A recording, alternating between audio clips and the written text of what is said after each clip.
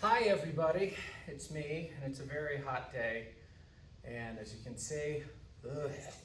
Anyway, let's talk about the bandsaw. We have two bandsaws, but this is the one I suggest you use. It's just a better tool.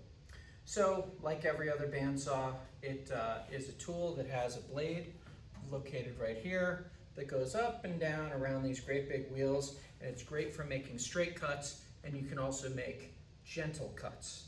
Now, let's talk about what you have to do to safely operate this tool. First thing you have to do is you have to get familiar with this right here. As you can see, it raises and lowers the guard. Now that guard should be almost touching the wood that you're cutting. Just barely, just a tiny bit, 2 millimeters. You can barely see daylight. That saves your hand. So make sure you've adjusted it 2 millimeters. Now, imagine there's a line coming off the front of this. This is the sharp part of the blade here. We call that the cut line, meaning anything that goes across that and goes in this way, it gets cut. Don't cross your finger over that cut line. Don't cross your wrist or your arm or your leg over that cut line, okay? Also, let's keep our hands off of this red circle. As they say, red means dead, okay? So, once we adjust our blade and make sure our hands are in the proper position, we can adjust the fence. The fence, it just locks into position by pulling this knob up and down. That fence helps us push wood through and also gives us a nice safe space to work with. Right here is our power button. To turn it on, we're going to push the green. Turn it off. We're going to push the red. Now, when it comes to using the bandsaw, you want to make sure that you're pushing through. You get a lot of good forward push, because when you pull out backwards, when you pull the wood back towards you this way, when you're standing in front of the tool, it could hook on the backside of the blade, pull the blade off the wheels. So make sure you're maximizing your forward push through and minimizing the number of times you have to go backwards. There might be a time when you need to go backwards. Let's say you're making a very sharp curve, like a 90-degree curve. Well, this blade here, it doesn't like to make really sharp curves. So instead, what you're going to do is make what are called relief cuts. A relief cut is when you cut in from the edge of the wood to the path that you're going to take, just from the edge in, so that as you begin to make your turn through that cut, it doesn't bind up the blade. Let me show you what that looks like. A nice straight cut like this goes through the tool very easily. Let me show you.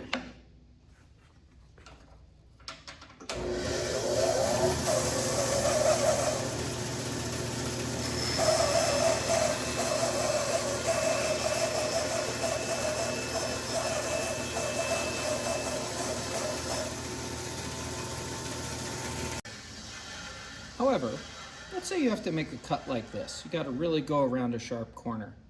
This blade doesn't like to go around sharp corners. Maybe it could make long S-curves, but it doesn't like sharp corners. So what we're going to be doing is we're going to be cutting in from the edge on these dotted lines to make what are called relief cuts. That allows our blade to make it all the way around the corner. So the first thing I'll do is I'll actually mark my line of cut. Then I'm going to cut in on these relief cuts. Since everything is marked, we can start with the cuts right now. I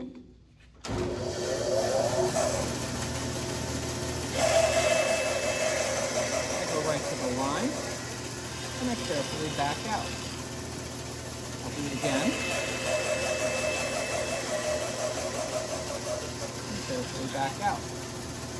I'll continue making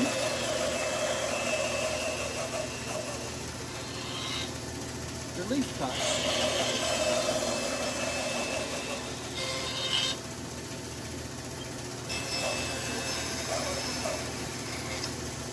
Now notice my relief cuts are not straight in. It doesn't matter. All of this wood is going to fall away anyway. And now I'm going to go through carefully and follow my line.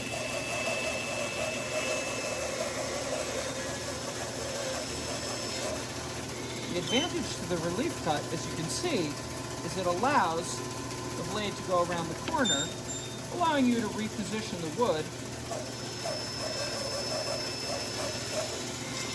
If you feel like you didn't quite get enough to go around the corner, as this one is, you can just make an additional relief cut.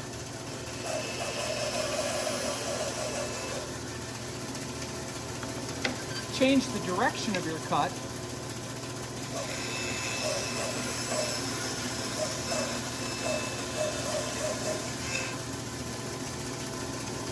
And there you are. The rest can be sanded out or fixed with a different tool.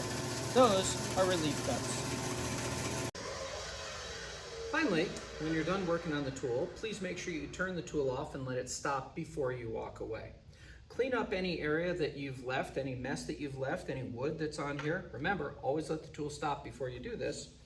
Clean it off, throw it into the burn bin. If you've made a lot of dust, make sure you sweep it off. And that's how we use the bandsaw.